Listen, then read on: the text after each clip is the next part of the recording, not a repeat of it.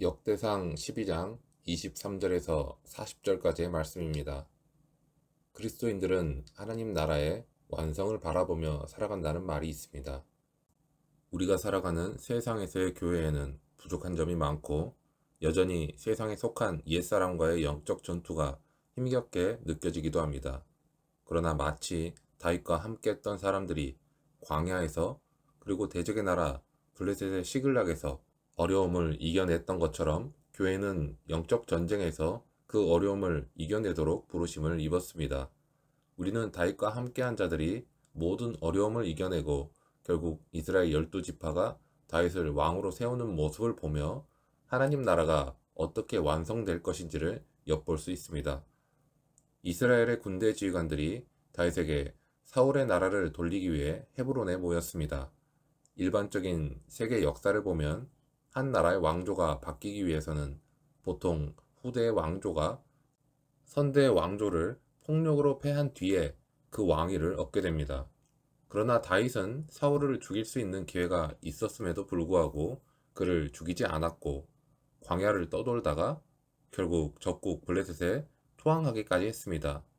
이러한 다윗의 행보는 그가 여호와 하나님의 말씀에 순종하려 했기 때문이었습니다. 다윗이 그렇게 한 결과로 결국 이스라엘의 12지파가 여호와의 말씀대로 다윗에게 사울의 나라를 돌리게 되었습니다. 다윗은 사실 강력한 무력을 보유했던 사람이었지만 무력이 아니라 말씀에 의해 왕이 되었기 때문에 오히려 그 왕위가 견고할 수 있었습니다.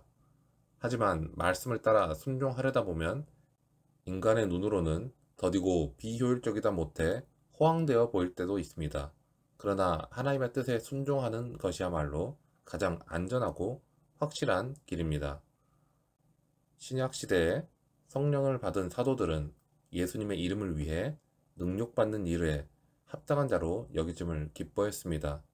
사도들은 이 예수 그리스도의 이름을 믿는 믿음 안에 얼마나 귀한 것이 있는가를 알았기 때문에 그들이 가진 모든 것을 포기하고 목숨을 걸고서라도 이 이름을 사람들에게 알리기 위해서 최선을 다하며 살았습니다.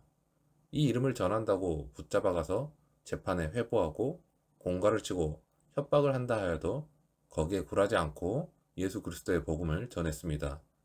유대교 지도자들은 그 이름의 비밀을 몰랐기 때문에 예수님의 이름으로 말하고 가르치는 것을 적극 반대했습니다. 그들을 불러서 경고하고 절대로 예수의 이름으로 말하지도 말고 가르치지도 말라고 했습니다. 예수님의 이름 안에 있는 진리, 구원, 영생, 하나님의 은혜, 하나님의 사랑, 영원한 생명, 영원한 천국과 같은 이런 비밀을 아는 사람이라면 반드시 예수님의 이름을 소중하게 여길 것이며 그 이름에 모든 것을 걸 것입니다. 예수님의 이름을 바르게 아는 사람이라면 이 이름만 대면 모든 사람들이 일어나서 그 이름 앞에 머리를 숙이게 될 것입니다. 주님의 이름 앞에서 감격하며 감사하며 기뻐 뛰며 춤을 출 것이며 주님의 이름을 높이기 위해서 영광의 찬송을 부를 것입니다. 예수님의 이름을 믿는 일은 너무나 귀한 일이고 너무나 중요한 일이며 엄청난 칭찬을 받아야 할 일이고 분명히 영광스러운 일입니다.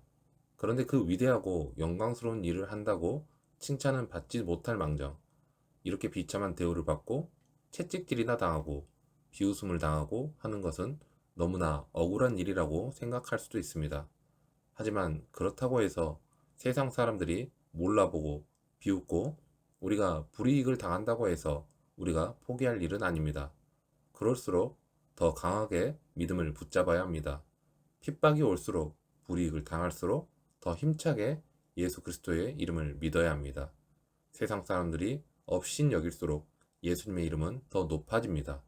세상 사람들이 무시할수록 예수님의 이름의 그 가치는 더욱 높아집니다.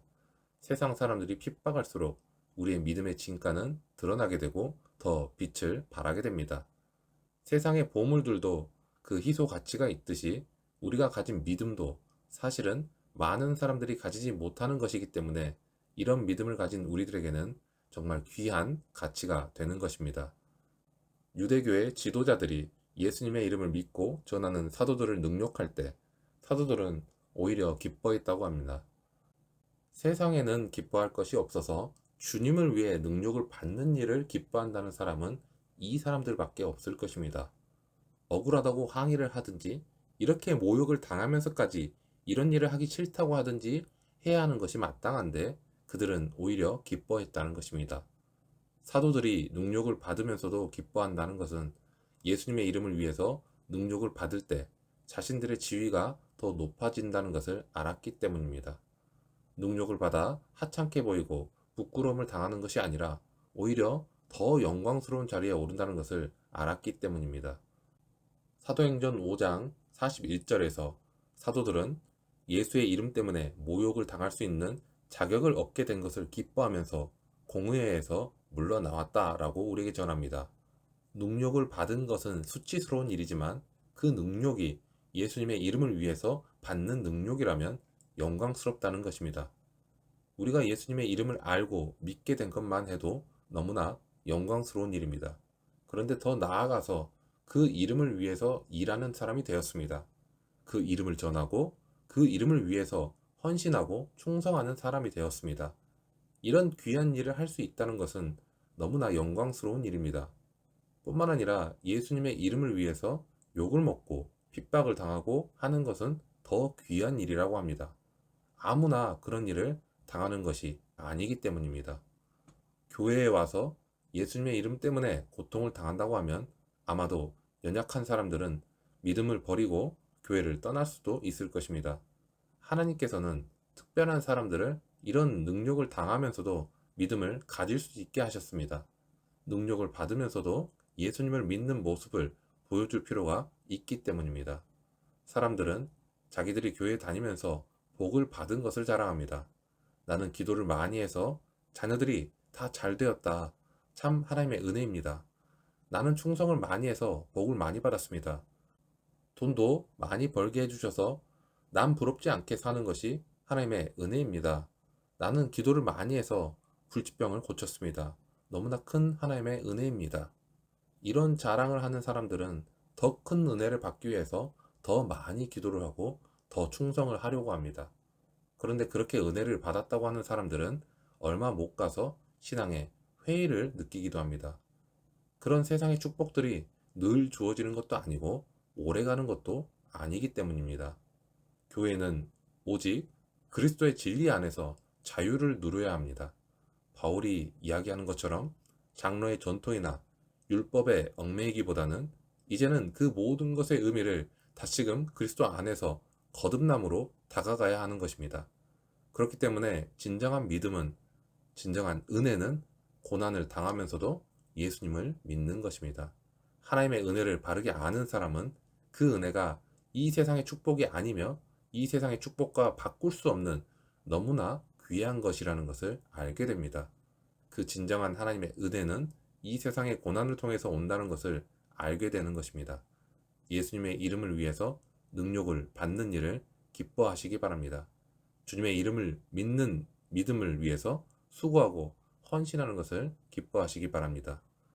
오직 말씀에 순종했던 다윗처럼, 오직 예수님의 이름에 권세만을 의존했던 사도들처럼 하나님의 뜻하심과 그 때에 맞춰서 주어지는 고난도, 그리고 그 뒤에 주시는 풍요와 기쁨도 감사함으로 순종하는 우리 모두가 되기를 축원합니다.